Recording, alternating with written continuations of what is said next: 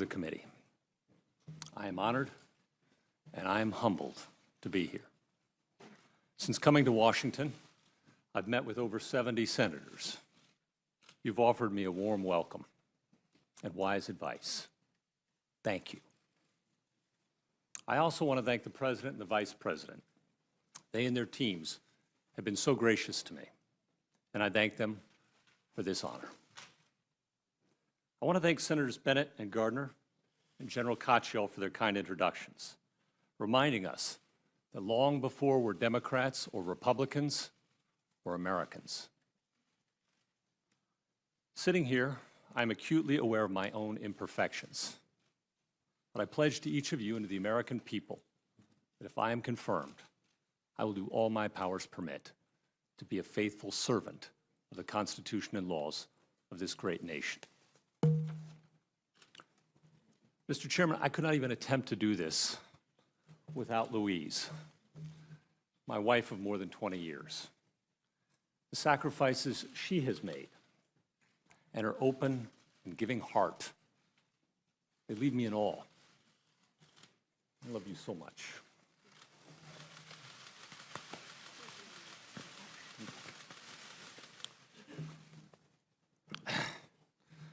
We started off in a place very different than this one. Tiny apartment, little to show for it. When Louise's mother first came to visit, she was concerned by the conditions, understandably.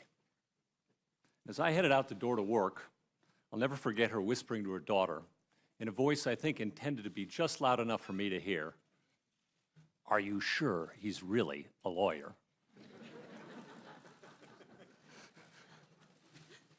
To my teenage daughters watching out west, bathing chickens for the county fair, devising ways to keep our determined pet goat out of the garden, building a semi-functional plyboard hovercraft for science fair, driving 8 hours through a Wyoming snowstorm with high school debaters in the back arguing the whole way. These are just a few of my very favorite memories. I love you girls impossibly. To my extended family, here and across Colorado, when we gather, it's dozens of us. We hold different political and religious views, but we are united in our love. And between the family pranks and the pack of children running rampant, whoever's hosting is usually left with at least one drywall repair. To my parents and grandparents, they're no longer with us, but there's no question on whose shoulders I stand. My mom was one of the first women graduates of the University of Colorado Law School. As the first female assistant district attorney in Denver, she helped a program to pursue deadbeat dads. And her idea of daycare sometimes meant I got to spend the day wandering the halls or tagging along behind the police officers. She taught me that headlines are fleeting. Courage lasts. My dad taught me that success in life has very little to do with success. Kindness, he showed me, is a great virtue. He showed me, too, that there are few places closer to God than walking in the wilderness or wading a trout stream, even if it is an awfully long drive home with a family dog after he encounters a skunk. To my grandparents, as a boy, I could ride my bike to their homes. They were a huge influence. My mom's father, poor and Irish, worked to help support his family as a boy after losing his own dad. But the nuns made sure he got an education and he became a doctor. Even after he passed away, I heard stories for years from grateful patients who recalled him kneeling by their bedsides so they might pray together. His wife, my grandmother, grew up on a Nebraska farm where an ice box wasn't something you plugged into the wall, but something you lowered into the ground. With 7 children, she never stopped moving, and she never stopped loving. My dad's father made his way through college working on Denver's trolley cars. He practiced law through the Great Depression. And he taught me that lawyers exist to help people with their problems, not the other way around. His wife came from a family of pioneers. She loved to fish. And she's the one who taught me how to tie a fly. I want to thank my friends so many of whom are here. Liberals and conservatives and independents from every kind of background and belief. Many hundreds have written this committee on my behalf, and I'm truly touched by their support. They have been there for me always. Not least when we recently lost my Uncle Jack, a hero of mine, and a lifelong Episcopal priest. He gave the benediction when I took an oath as a judge 11 years ago. I confess I was hoping he might offer a similar prayer soon. As it is, I know he is smiling. I want to thank my fellow judges across the country. Judging is sometimes a lonely and hard job. But I have seen how these men and women work, how hard they work, with courage and collegiality, independence and integrity. It's their work that helps make real the Constitution and laws of the United States for all of us. I want to thank my legal heroes. Byron White, my mentor, a product of the West. He modeled for me judicial courage. He followed the law wherever it took him, without fear or favor to anyone. War hero, Rhodes Scholar, and yes, the highest paid NFL football player of his day. In Colorado today, there's God, there's John Elway, and there's Peyton Manning. In my childhood, it was God and Byron White. I also had the great fortune to clerk for Justice Kennedy. He showed me that judges can disagree without being disagreeable, that everyone who comes to court deserves respect, that a case isn't just a number or a name, but a life's story, and a human being with equal dignity to my own. Justice Scalia was a mentor too. He reminded us that words matter, that the judge's job is to follow the words that are in the law, not replace them with those that aren't. His colleagues cherished his great humor too. Now, we didn't agree on everything. The justice fished with the enthusiasm of a New Yorker. He thought the harder you slapped the line on the water, somehow more the fish would love it. Finally, there's Justice Jackson. He wrote so clearly that everyone could understand his decisions. He never hid behind legal jargon.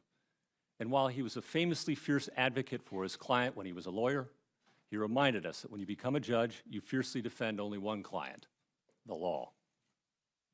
By their example, these judges taught me about the rule of law and the importance of an independent judiciary, how hard our forebears worked to win these things, how easy they are to lose, how each generation must either take its turn carrying the baton or watch it fall. Mr. Chairman, these days we sometimes hear judges cynically described as politicians in robes, seeking to enforce their own politics rather than striving to apply the law impartially. But if I thought that were true, I'd hang up the robe. The truth is, I just don't think that's what a life in the law is about. As a lawyer for many years working in the trial court trenches, I saw judges and juries, while human and perfect, striving hard every day to fairly decide the cases I put to them.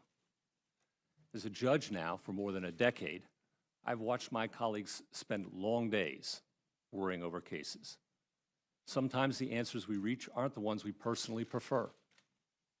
Sometimes the answers follow us home at night and keep us up.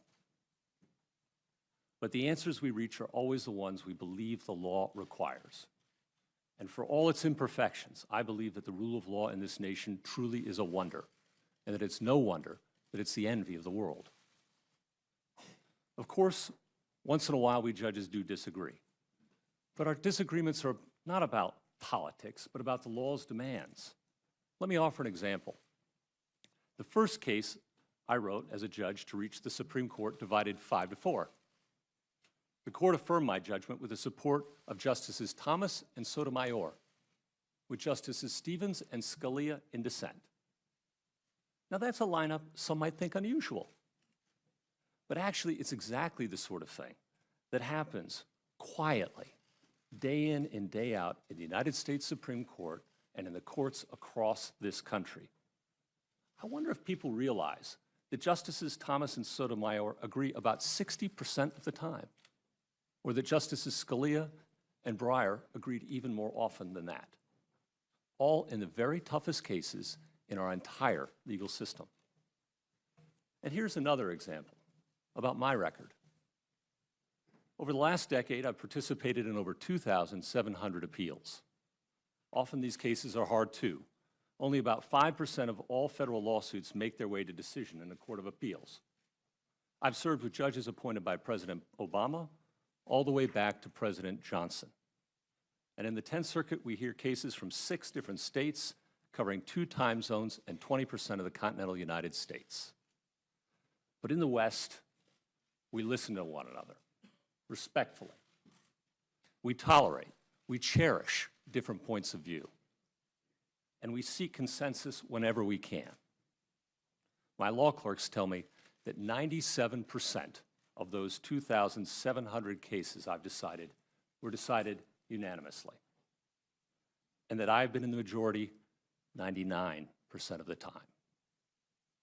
That's my record, and that's how we do things in the West. Of course, I make my share of mistakes too. As my daughters never tire of reminding me, putting on a robe does not make me any smarter. And I'll never forget my first day on the job. Carrying a pile of briefs up the steps to the bench, I tripped on the hem of my robe, and just about everything went flying. But troublesome as the robe can be, the robe does mean something to me, and not just that I can hide the coffee stains on my shirt. Putting on a robe reminds us judges that it's time to lose our egos and open our minds. It serves, too, as a reminder of the modest station we judges are meant to occupy in a democracy. In other countries, judges wear scarlet, silk, ermine. Here, we buy our own plain black robes. And as Senator Sass knows, I can attest the standard choir outfit at the local uniform supply store is a pretty good deal. Ours is a judiciary of honest black polyester. When I put on the robe, I'm also reminded that under our Constitution, it's for this body, the people's representatives, to make new laws, for the executive to ensure those laws are faithfully executed, and for neutral and independent judges to apply the law in the people's disputes. If judges were just secret legislators, declaring not what the law is, but what they would like it to be, the very idea of a government by the people and for the people would be at risk. And those who came before the court would live in fear, never sure exactly what the law requires of them except for the judge's will. As Alexander Hamilton said, liberty can have nothing to fear from judges who apply the law, but liberty has everything to fear if judges try to legislate too. In my decade on the bench, I've tried to treat all who come before me fairly and with respect, and afford equal right to poor and to rich. I've decided cases for Native Americans seeking to protect tribal lands, for class actions like one that ensured compensation for victims of a large nuclear waste pollution problem produced by corporations in Colorado. I've ruled for disabled students, for prisoners, for the accused, for workers alleging civil rights violations, and for undocumented immigrants. Sometimes, too, I've ruled against such persons. My decisions have never reflected a judgment about the people before me, only a judgment about the law and the facts at issue in each particular case. A good judge can promise no more than that, and a good judge should guarantee no less. For a judge who likes every outcome he reaches is probably a pretty bad judge, stretching for policy results he prefers rather than those the law compels. Mr. Chairman, as a student many years ago, I found myself walking through the old Granary Burial Ground in Boston. It's where Paul Revere, John Hancock, and many of our founders are buried. And there I came across the tombstone of a lawyer and judge who today is largely forgotten, as we're all destined to be soon enough. His name was Increase Sumner, And written onto his tombstone over 200 years ago was this description of the man. As a lawyer, he was faithful and able. As a judge, patient, impartial, decisive. In private life, he was affectionate and mild. In public life, he was dignified and firm. Party feuds were allayed by the correctness of his conduct. Calumny was silenced by the weight of his virtues, and rancor softened by the amenity of his manners. Mr. Chairman, those words stick with me. I keep them on my desk. They serve for me as a daily reminder of the law's integrity, that a useful life can be led in its service, of the hard work it takes, and an encouragement to good habits when I fail and when I falter. At the end of it all, I could ask for nothing more than to be described as he was. And if confirmed, I pledge to you that I will do everything in my power to be that man.